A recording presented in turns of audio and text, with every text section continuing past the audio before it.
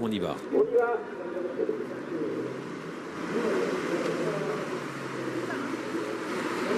Est-ce une histoire de Dubois, cette course? 5 chevaux pour la famille Dubois. 10 chevaux au total au départ de cette épreuve. Des 2 ans qui n'ont pas gagné 4 000 €. On part pour 2050 mètres. Départ auto-starting d'en face. Pour le départ, 1 tour et demi à courir.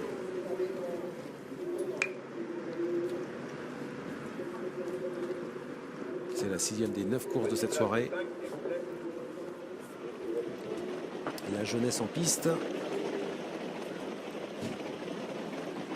On va accélérer. Voilà, le numéro 2 se reprend. Le numéro 2 a eu peut-être un peu peur de quelque chose, peut-être de l'autostart tout simplement. Mais il revient, se placer. Attention départ. La course des jeunes poulains, des 2 ans, c'est parti.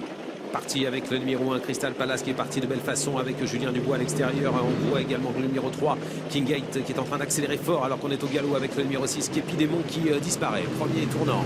Accélération de Johan Bourgeois qui prend la tête avec la casaque de Jean-Pierre Dubois. C'est King Gate qui a pris l'avantage. Julien Dubois est en 2e position. Il faut un peu assurer avec le numéro 1. Crystal Palace qui est un petit peu tendu en début de parcours mais qui est bien placé avec à l'extérieur Carpanino, 3e Casac Rose, alors que nous retrouvons également assez proche du groupe de tête le numéro 8 qui est au galop, le numéro 8 Condor Dello qui était en 4e position, le débutant, avec maintenant 4e le numéro 2, faute du numéro 10 King Toris. Sortie tournant va venir passer devant les tribunes. On est sous l'impulsion pour le moment de King Gate, le numéro 3, King Gate par Follow You, avec en 2e position le numéro 1 Crystal Palace par Prodigious. À son extérieur numéro 4 Carpanino et Arnaud Desmottes qui vient maintenant dans le dos des 2 animateurs. Il vient maintenant se placer à la corde, le fils d'Elino du Pomereux, avec un petit peu plus loin le numéro 2 Kiss Me, alors qu'il reste moins d'un tour à parcourir. Le numéro 6 n'a pas été disqualifié, il s'est remis au trot, le numéro 6 Képidémon, et il essaie de se relancer. Direction la ligne en face. On est toujours sous l'impulsion du numéro 3 King Gate, c'est le favori à 3,80 €. La casaque de Jean-Pierre Dubois qui est en tête, mais celle de Julien est 2e avec Crystal Palace avec des ressources, avec en 3e position Arnaud Desmottes avec le numéro 4 Carpanino. Jean-Philippe Dubois est 4e à la corde avec Kiss Me, le numéro 2. À l'extérieur vient Gabriel et Gélormini avec le numéro 6 Képidémon, qui fait un effort qui n'est pas évident parce qu'il a perdu du temps en début de parcours sur faute. Il essaie de se relancer. Jean-Pierre Dubois arrive également. Il se rapproche avec le numéro 9 Kiroman qui passe maintenant pratiquement en 7e position. Direction le dernier tournant. On est toujours sous l'impulsion de King Gate. King Gate, le numéro 3 qui est en tête. En 2e position, Crystal Palace, suivi par le numéro 4, Carpanino. Est-ce qu'on va pouvoir progresser ensuite? Képidémon qui a fait un effort, va peut-être avoir du mal. Et il y a un effort à l'extérieur du débutant. Le débutant, le numéro 8, Condor Dello, qui avait fait une faute un instant, qui s'est relancé. Magnifique cette accélération. Il passe 2e.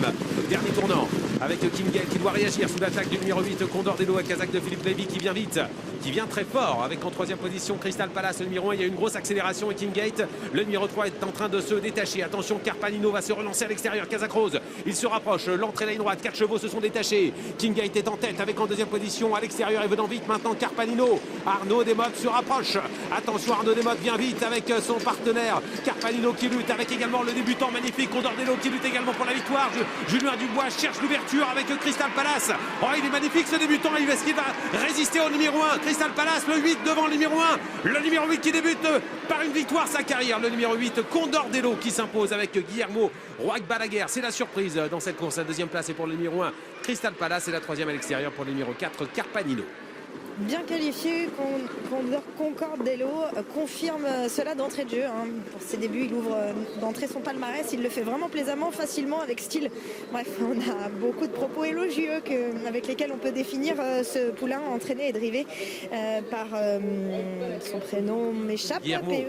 Guillermo Roig Balaguer et la casaque de Monsieur Lévy mise à l'honneur. L'arrivée en chiffre de la course, c'est le 8 devant l'As, le 4 et le 3. Il a fait un truc ce poulain, il a vraiment fait un truc ce soir. Il a fait une faute dans le premier tournant, une grosse faute. Il a perdu énormément de terrain. Il a fait une remontée spectaculaire dans la ligne d'en face. On pensait que dans les derniers tournants, il allait commencer peut-être certainement à demander à souffler. Mais en fait, il s'est relancé. C'est un très bon poulain qui a fait quelque chose ce soir. Il a battu la famille Dubois qui a contrôlé l'épreuve en face. Regardez cette accélération de Guillermo Roig Balaguer qui n'a pas eu froid aux yeux et qui a décidé d'attaquer dans la ligne en face. Il a passé en revue quelques-uns de ses adversaires. Alors on a vu Julien Dubois qui ne pouvait plus trop bouger dans le tournant. C'est là qu'il perd la course, Julien. 14-6 au 1000 mètres. On est allé vite dans la première partie du parcours avec Johan Bourgeois qui a qui a foncé avec Kingate, le numéro 3. Là, on a l'impression que Guillermo Roig Balaguer est battu pour la victoire. D'ailleurs, il faut qu'il assure le tournant. Ça n'a pas été un moment très facile pour lui. Et puis, dans la ligne droite, il s'est relancé. Quant à Crystal Palace, il s'est retrouvé un peu coincé. En même temps, bon, il a fallu assurer. Il y a une enquête. Carpanino à l'extérieur, bien lutté pour les premières places. Vous voyez que Crystal Palace essaie de venir menacer Concordello qui résiste. Et Julien Dubois ne peut pas trop bouger à la corde. Ah, il ne peut plus bouger. Il ne peut plus trop bouger. Monsieur Lévy qui est là, Philippe Lévy, le propriétaire, est très très heureux de cette victoire. Hein. Il faut le faire quand même. Hein. Il y a une enquête, c'est confirmé sur le numéro 1 arrivé deuxième. Ça, c'est pas une surprise parce qu'on a vu Julien Dubois devoir vraiment assurer. Philippe Lévy là, qui a un poulain intéressant désormais, un fils de Dreamer Dello et de Scarlet Lady, un poulain qui a été élevé par Elodie Mangeard de Barros, comme tous les Dello. Il a fait quelque chose ce soir. Il a fallu assurer le dernier tournant, la sortie du dernier tournant, et puis ensuite le poulain s'est parfaitement relancé. Regardez Julien Dubois qui essaie de se glisser à la corde. Ah, c'est là qu'il lance son cheval, il ouvre les mains et le poulain force un petit peu hein, dans les derniers mètres. Il essaie de progresser, mais on a senti Julien Dubois quand même assez attentif jusqu'au bout et pas forcément sûr de son fait. On va retrouver le propriétaire lauréat, Philippe Lévy, qui est voilà, un poulain, un cas de qualité dans son effectif. Ah oui, Philippe, vous aviez eu la chance déjà de vivre de grandes choses avec des poulains. Bon, non, on n'est pas parti loin, c'était la première course de votre poulain, mais il a l'air d'avoir sacrément quelque chose. J'ai l'impression que c'est un très bon cheval. Enfin, en tout cas, Guillermo, qui l'a depuis 2 mois à l'entraînement, est vraiment ravi de ce cheval-là.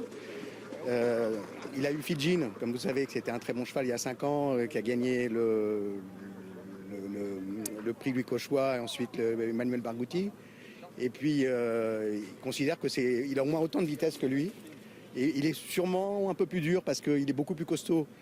Fidjin, un peu son défaut, c'était d'être un peu trop fin. Lui, c'est vraiment un cheval très très musclé pour son âge. Et puis apparemment, il a de la rate parce que franchement, faire ce qu'il a fait là, pour un 2 ans, c'est exceptionnel. Enfin, j'ai l'impression en tout cas. On va attendre les propos de son entraîneur driver qu'il connaît par cœur. Mais avant course, déjà le chrono de la qualif était très bon. Mais il vous en parle en propos élogieux. Oui, très élogieux. Il est vraiment ravi d'avoir un cheval comme ça dans son écurie. Et je crois qu'il l'a beaucoup amélioré aussi depuis qu'il l'a. Parce que il a fait beaucoup de changements dans le mort et dans la façon de le mettre. Et je crois que le cheval, vraiment là, on l'a vu qu'il était presque parfait, quoi. Donc, il a fait cette petite faute, donc ça c'est quelque chose qu'il va falloir qu'on corrige. Il ne faut pas qu'il fasse des fautes comme ça tout le temps. Mais c'était vraiment superbe. Vraiment, c'est un très grand moment pour moi ce soir. Félicitations, monsieur. Il arrive. Je vous laisse aller apprécier ce moment. On va demander à Guillermo. Ouais, Philippe, il est trop On laisse vivre ce moment. Regardez, c'est génial. Voilà quand on est propriétaire et qu'on vit à fond sa passion. On peut se gagner à Camours en plein été, c'est top. Avec un débutant contre des Dubois, c'est dur à faire. Hein. Avec un numéro en gros ligne après une faute dans le premier tournant. Très belle performance et tous les espoirs sont désormais permis.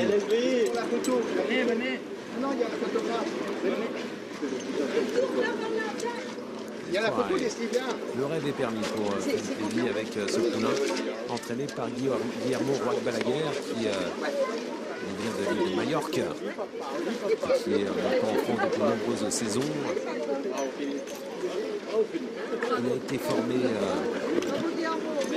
certainement sur l'île de Majorque et puis il est arrivé ensuite en France et on a eu l'occasion de voir effectivement avec Fidjin qui avait réussi quelques numéros sur le Tour de Vincennes en son début de carrière. Le bonheur, la joie du propriétaire. J'ai l'impression qu'on vit vraiment un moment très fort ce soir.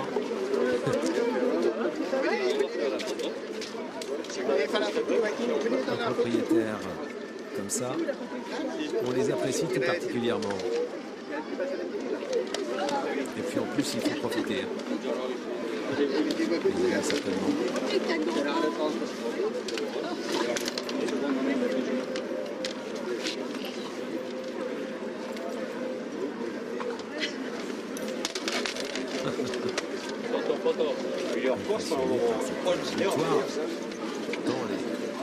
Les carottes sont détruites dans le premier tournant.